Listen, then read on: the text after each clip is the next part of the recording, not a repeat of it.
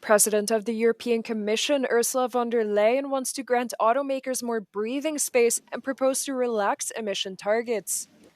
Instead of annual targets, auto manufacturers will now have up to 3 years to meet the bloc's CO2 standards. This would help them avoid the multi-million-dollar fines they could be exposed to. I will propose a focused amendment to the CO2 standards regulation this month. Instead of the annual compliance, companies will get 3 years. This is the principle of banking and borrowing. The targets stay the same. They have to fulfill the targets, but it means more breathing space for industry. Von der Leyen's announcement comes after the second meeting with industry representatives and just days after the closure of the Audi factory in Brussels, releasing its 3,000 workers on Friday. While the proposal is welcomed by car companies, the European Consumer Organization and a number of EV manufacturers believe the decision will have a negative impact on the rollout of electric cars in Europe.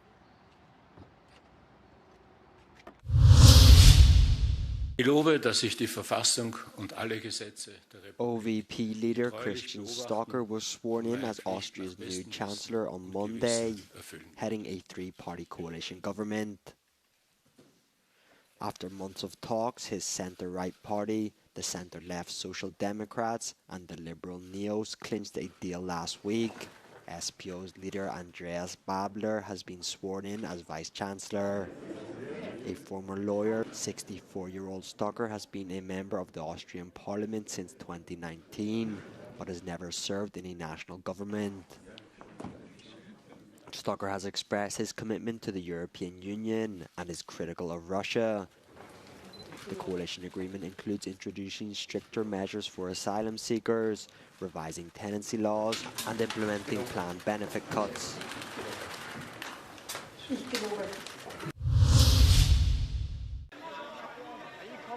European leaders agreed to do the heavy lifting to defend their continent as they convened in London to discuss ways to bring an end to the war in Ukraine. The summit follows Friday's tense meeting between US and Ukrainian presidents Trump and Zelensky, which ended in a televised shouting match in the Oval Office. British Prime Minister Keir Starmer emphasized the urgency behind securing a peace deal. He reiterated, however, that any agreement must be robust and guaranteed to last and succeed. We cannot accept a weak deal like Minsk, which Russia can breach with ease. Instead, any deal must be backed by strength. Every nation must contribute to that in the best way that it can, bringing different capabilities and support to the table. European Commission President Ursula von der Leyen addressed Washington and expressed Brussels' intent on working together towards achieving peace. We are ready, together with you, to defend democracy, to defend the principle that there is a rule of law and it's in our common interest to prevent future wars, that we make very clear that these rules count and that democracy, that together the democracies are standing up for that.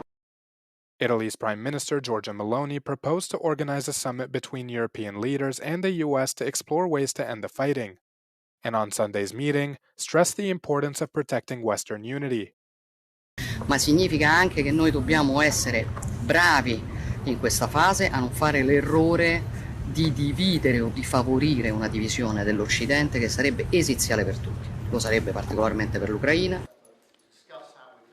A special European Council summit of EU leaders is set to take place in Brussels on Thursday, where officials will continue to discuss ways to bolster continental security as well as further support to Ukraine.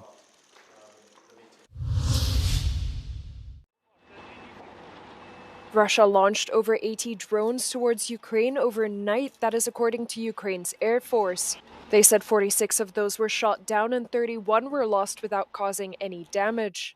One of the drones struck an apartment building in Kharkiv, injuring 8 people. Speaking on social media platform X, Ukrainian President Volodymyr Zelensky said more than 1,050 attack drones, nearly 1,300 aerial bombs, and more than 20 missiles have been launched at Ukraine over the past week. In the post, the Ukrainian leader also reiterated his demand for effective security guarantees in order to achieve long-term peace. The attacks came after Zelensky, together with leaders from Europe, Canada, and Turkey, attended a summit in London over the weekend dedicated to talks on achieving peace in Ukraine.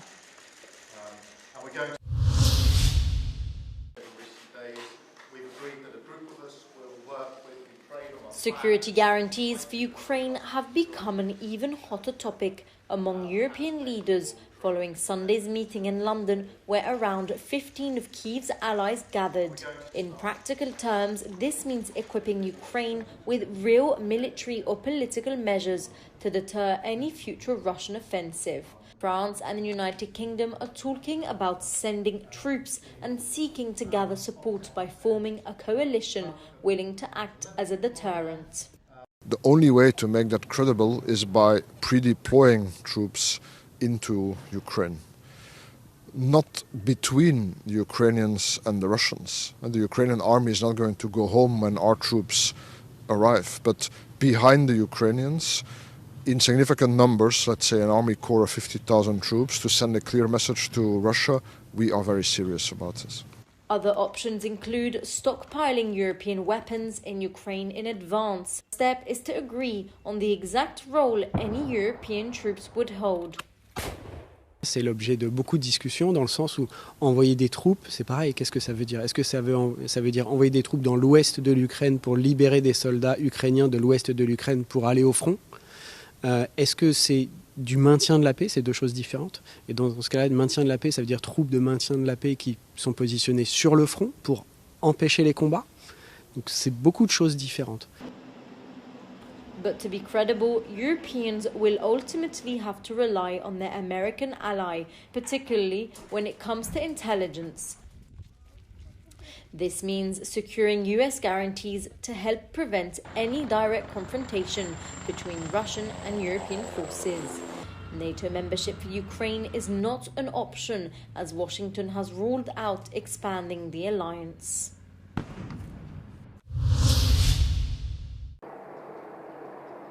At least 2 people were killed and several injured after a car drove into a crowd in the German city of Mannheim. Several cities across the country were holding parades to mark the carnival season. A suspect was arrested and taken into custody, according to German police. Wir können bestätigen, dass ein Täter festgenommen wurde.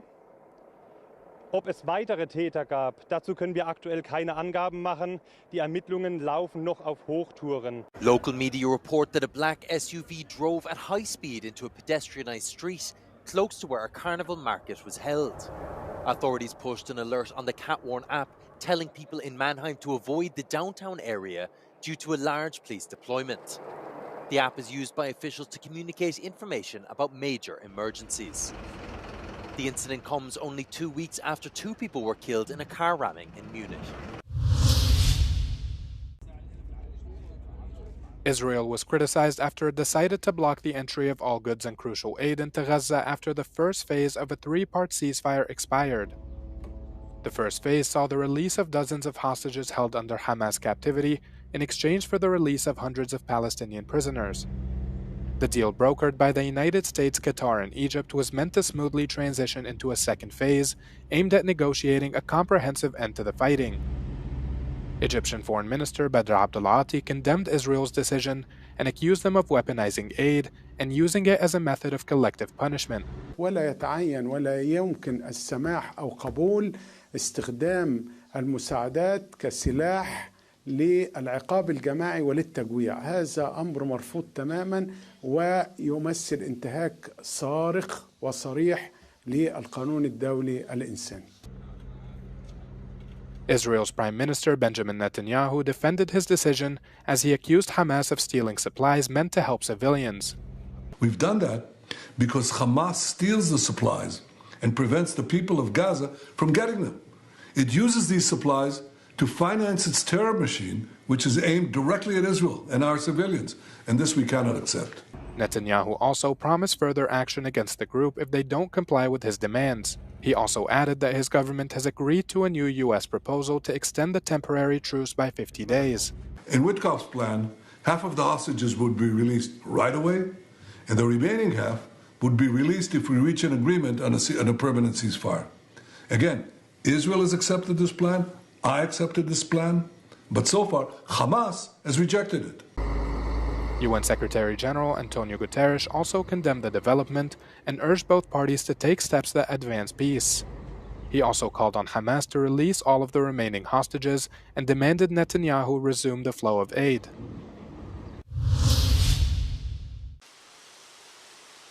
Four people were killed after tropical cyclone Garance hit the French Indian Ocean island of Reunion. The storm brought torrential rains and wind speeds exceeding 200 kilometers per hour, causing major destruction to homes and critical infrastructure.